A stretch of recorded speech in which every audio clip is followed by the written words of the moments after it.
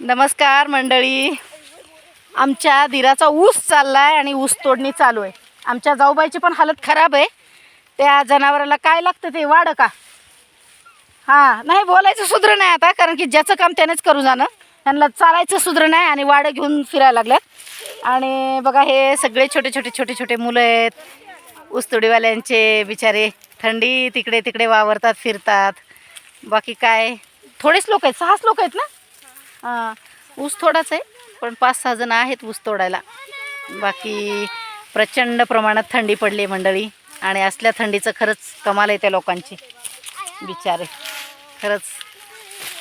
पुण्या गावचे तो ताई तुम्ही? आ पैठण अहमदनगर. तेवढ्या लांबून हे लोक ऊसतोडीला आलेत बीड जिल्ह्यात. कसं असतं की परिस्थिती वाईट असेल ना तर कुठेही जावं लागतं, त्याला काही पर्याय नाही, काही इलाज नसतो. परिस्थितीप्रमाणे माणसाला राहावं लागतं. बघा ही किती छोटी मुलगी आहे. त्या मुलीला पण काम सांगितलं, काहीच वाटत नाही ह्यांना, हसतात अजून.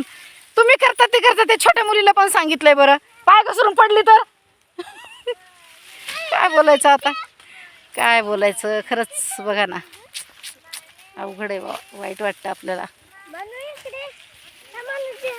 शिकलं पाहिजे शिक्षण खरंच ह्या लेकरांनी.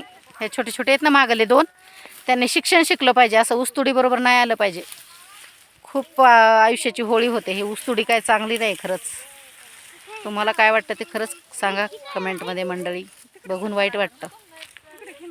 बघा हा ऊसतोडीचा परिसर सगळा. हे बघा पाठीमागे पण लोक आहेत. काय करणार, तुमच्याकडे पण असतील अशी लोक.